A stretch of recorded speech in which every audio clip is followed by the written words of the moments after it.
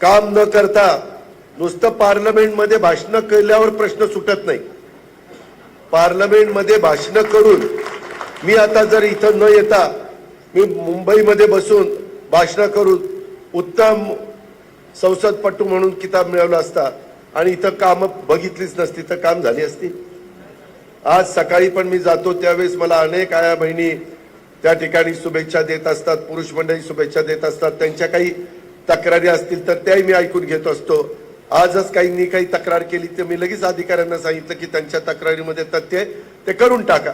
अडचणी नोंदवून घेतल्यानंतर निवडणूक संपल्यानंतर पुन्हा मला सांगितलं की मी त्या अर्थसंकल्पामध्ये त्या बऱ्याचशा गोष्टी ज्या महत्त्वाच्या असतील ते घेण्याचं काम मी करीनच आणि त्या अडचणीतनं निश्चितपणे मार्ग काढण्याचा आटोकाट प्रयत्न आपणच राष्ट्रवादी काँग्रेस पक्ष करणार आहे।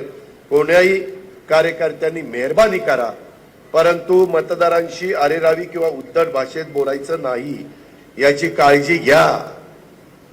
आपल्याला बेरीज करायची आहे।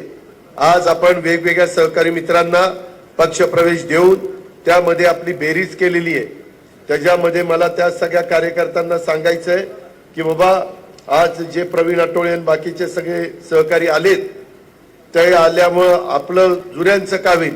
जुन्यांनी पण काळजी करू नका, जुन्यांनाही सांभाळतो नव्याला पण सांभाळतो।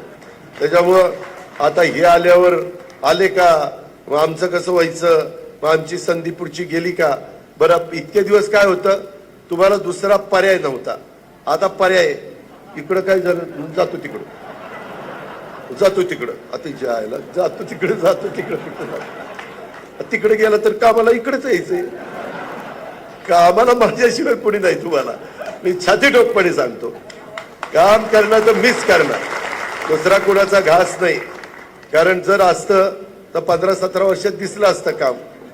आणि तेवढी आपली क्षमता आहे, तेवढी आपली ताकद आहे, तेवढं आपला आवाक आहे, तेवढं वरवर आपण राजकारण करत नाही, नुसत्या सेल्फी काढत आपण फिरत नाही, आपण त्याच्या संदर्भामध्ये कामच करून त्या बाबतीमध्ये दाखवतो।